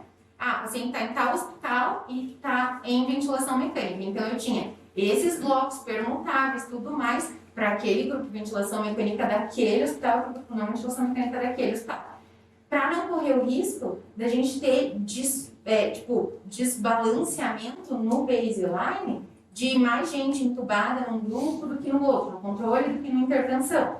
Isso poderia fazer a gente ter que colocar algum fator de controle, o que dificultaria esse processo no pós. E aí controlamos o confundimento nisso, e quando fizemos por cada centro, a gente teve, como os pacientes são diferentes dentro de um centro, todo mundo do HT, da Santa Casa, ou do Vita, enfim, aí eles ficaram completamente pareados, os grupos, pareados assim, na verdade controlados, né? Igualmente distribuídos no baseline. E de modo que, diferente de outros estudos, inclusive maiores, em centros, nós não precisamos controlar a análise por centro. como muitos tiveram que fazer depois, né? Tiveram que fazer uma análise multinível para controlar por centro. A gente não teve que fazer isso, porque a gente estabilizou tudo isso na randomização. Resumindo, de todas as questões cultural a aleatorização, elas estavam incluídas nisso. Então, a randomização era a randomização da randomização da randomização da Isso! randomização. Todos os critérios de randomização possíveis a gente utilizou. De modo que, dos nossos 130... 42. Hã? 142. 142, exato. Obrigada, doutor. Dos nossos 142, nós tivemos absolutamente 81 pacientes em cada grupo. Não, era 162, não era? Porque eu acho que era 81 em cada grupo. Não sei, mas a gente teve... Do total de incluídos foi exatamente meio a meio. Nenhum a mais que o outro lado. Por conta de todas as... Bom, minha modéstia foi embora. Nossa, a modéstia foi Nossa, a modéstia perdi o orgulho. Júlia, alguma coisinha? Olha, doutor, eu até comentei esses dias atrás, querendo, quanto mais eu vejo as aulas que são realizadas aqui, mais eu mudo meu TCC, né? Uma hora você tem que colocar um basta, porque senão vai ser eterno. E mais exigente eu fico lendo um artigo, porque você pega... Isso nunca perca, vai aumentando cada vez mais. Isso, exato. Eu fico pegando os artigos para ter uma revisão bibliográfica bem boa, né? Mas eu começo a adotar as coisas daqui do CIPET, eu fico, gente, não vai sobrar um artigo, porque são muitos critérios, né, para se incluir. Esse do efeito... Eu fiquei bem surpresa. É uma coisa que, assim, que nem a Jo falou. Legal, a coisa que vocês mais gostaram foi do Eu achei muito engraçado, né? Como que a informação mexe com a cabeça do ser humano, né? Você fala assim pra pessoa, vou te dar um soco que não vai doer, e pra outros falam que vai doer, e aí ela fica, né? Exatamente. Então, assim, nossa sala foi excelente. Eu fiz anotação em todas as páginas do capítulo do livro, literalmente. E por hora, eu não tenho dúvidas, mas eu vou pegar junto com uma postilhinha também. Tá? Aplique isso sistematicamente agora em todos os artigos que você lê. Sim, com certeza. Deixa eu acrescentar só mais uma, Júlia, para voltar um pouco atrás de todo mundo. Vou te dar o som que vai doer o efeito nocebo. Tá? Já é mais um para estudar. Comentar alguma coisa? Está chegando? Acho que abre bem a mente. Dá norte para você. E eu fico um pouquinho com a Equipoase, que eu acho que é o nosso, em termos de pesquisa, em termos de execução, acho que a gente tem que valer todo mundo sem direcionar. Eu acho que é muito interessante para nós enquanto equipe. Porque a gente, às vezes, nós vamos lançar um estudo querendo que aquele estudo dê certo. Só que no meio do caminho a gente vai perceber que talvez ele não é a melhor solução para o problema que a gente está procurando a solução. Então a gente tem que tentar trazer isso bem na igualdade, tanto na atuação quanto na nossa parcimônia de pesquisa e de prática mesmo de trabalho. O efeito de variamento, né, de abrir a mente, isso aí é muito interessante. Trago a experiência da saúde. As mães me procuravam para vacinar as crianças, justamente por abrir a mente das crianças. Eles ficavam tanto na unidade básica quanto no pré-natal. Eu converso muito com as crianças. Ó, o que vai fazer, vai doer, pode chorar o quanto você quiser, mas vai doer. As crianças saíam brincando comigo, agradecendo o tio. Isso é muito importante. E a gente preocupar enquanto fazer esse tipo de atuação para a gente não falar, ó, você vai tomar um remédio, mas ele não vai te fazer efeito. Ou você vai tomar um remédio. Na atuação da pesquisa, a gente tem que abrir bem a mente para que isso não aconteça, para a gente não fazer um resultado falso positivo ou um falso negativo na hora do resultado. Acho que é mais ou menos isso aí que a gente tem. Muito obrigado. Obrigado. Acho que todos nós aqui estamos imbuídos da ideia de criarmos um conjunto de saber muito forte, né? Nós estamos chegando lá. esperar terminar esse curso, nós vamos fazer mais coisas diferentes. Tá bom? Tá bom, obrigado. Obrigada. Obrigada, João.